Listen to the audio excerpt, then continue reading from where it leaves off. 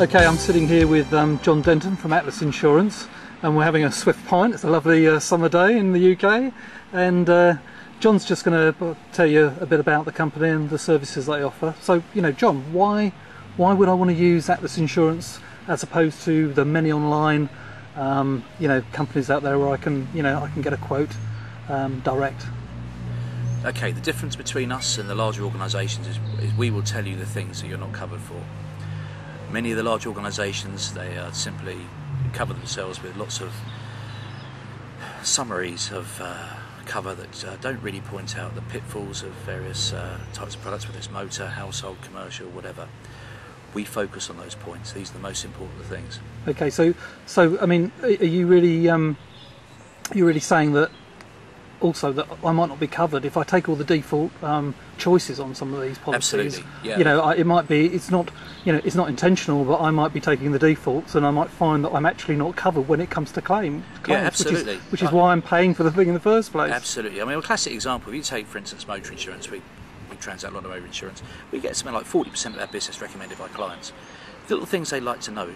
Many people, because they say, for instance, have a fully comprehensive policy for their private car, they assume that gives them, for instance, driving other car benefits. Right. They don't read the documents, and I understand that.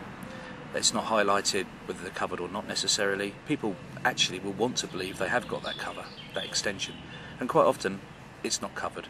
It could be for reasons of occupation or driving history, many other reasons. And quite often the cover is in place, but you don't necessarily have to have comprehensive to have that benefit. Quite often just a simple third-party fire and theft policy will give that benefit, but we will highlight this, we will make sure that you know whether you've got it or not. Never make the assumption.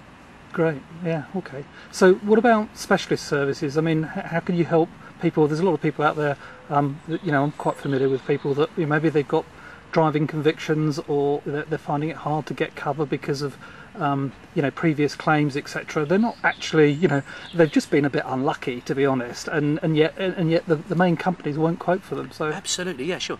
I mean, one of the things we find is that even major motoring offences like drink driving, I mean, okay, I'm sure that without taking the social side of things into account and the moral hazard, we find that somebody that's perhaps been unlucky, maybe got off an aeroplane, never given any thought whether they're over the limit to drive or whatever, been caught on the way home, they serve their ban, they get their licence back. We often find these people are actually sometimes the best risks on the road because they want to be squeaky clean. The statistics back it up, they're unbelievable. Yeah. Claims, it doesn't necessarily mean on paper just because someone's had, say, 3 claims that they're a poor driver. Quite often it could be their car's been hit whilst it's in a supermarket car park. In addition, they might have lost control on some black ice, which anybody's capable of doing. And they might well have had, say, a theft claim. Again, doesn't reflect on the person's ability or inability to drive. Right. But it's on the record, it looks bad, a lot of insurers will turn it down. Yeah. We won't. No, okay, good. So the emphasis is very much on a personal service as well, Absolutely. I mean, we will take each case on its own merits. It doesn't mean to say that because something's gone wrong that you're not going to be able to get cover. We'll listen. Quite often, again, you look at things on paper and it looks horrific. When you actually analyse the information, quite often it's quite straightforward. With convictions, it's very easy. You could be caught for speeding, having gone through a red light, and then find that your paperwork's not in order. That can result in a driving ban, 6 months, 12 months. It doesn't mean to say that person's any worse or at a risk or worse driver than the person next door who's been absolutely squeaky clean for 20 years and is paying £200. We look at these cases, we are interested, and we care. Good, great, okay. And what about any additional services? I don't know, like legal cover and. Well, yeah, we strongly recommend legal cover. It's absolutely it gives you so much more muscle. Without it, you can be left in a hole. You might think your insurer's not helping you. Quite often, a third party will hit your vehicle. There's so many losses that you just don't understand until it happens to you. You haven't got the use of the vehicle. You might be an essential business user, and you might have a nice executive or luxury car, and you want the same vehicle to maintain your image or for whatever reason. Loss of earnings is another big one, particularly self-employed people. the inconvenience and the loss of earnings as a result, all these things need to be compensated for.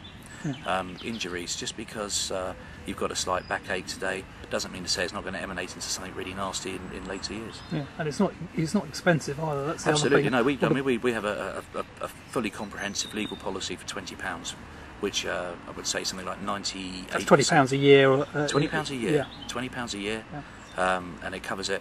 It's all done. 98% of our clients take it. I know from personal experience with that. I used to think that, you know, if I had to make a claim when I've been hit, it was it wasn't my fault.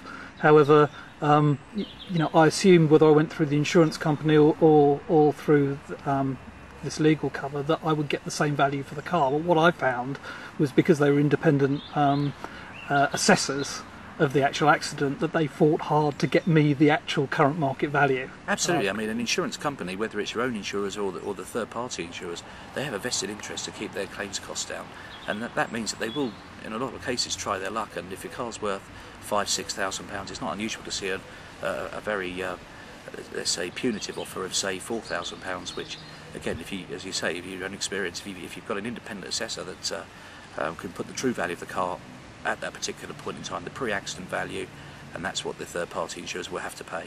Yeah, but that's actually my experience. The only time I've actually got my money back. Yeah, absolutely. Yeah, I mean, typically a lot of insurers will offer you a very low value to start with.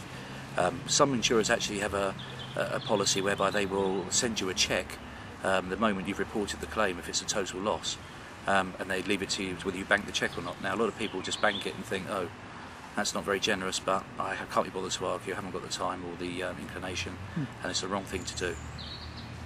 Okay, John, thanks very much. Okay, my pleasure.